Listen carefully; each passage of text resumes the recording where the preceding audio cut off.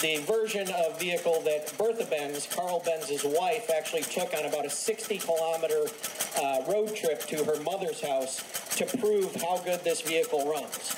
And that it was viable as a mode of transportation.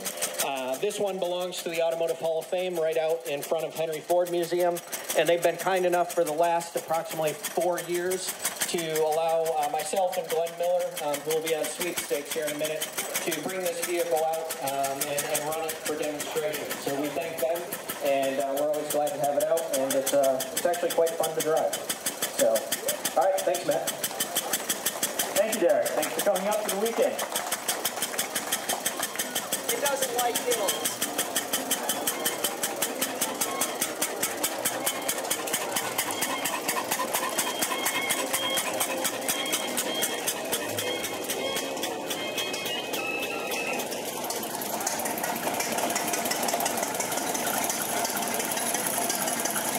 All right, we go from one cylinder to two as we move several years forward into the future. This is, some of you may know, is the replica of the 1901 sweepstakes race car. This is Henry Ford's first race car.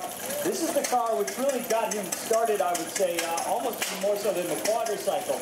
If you know his story, you know the quadricycle is the car that he kind of built out in the barn behind his house there, or in the shed, I should say, in Detroit, as a way to sort of wrap his mind around the automobile and how it worked.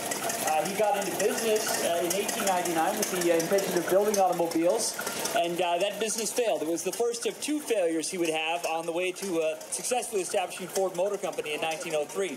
But the sweepstakes came between the first and second companies, and what this was a way for Henry Ford to first continue his work in the mechanics of automobiles and in design, but also to keep his name in the papers. Going out and racing was just coming into vogue at that time. People were following it in the papers.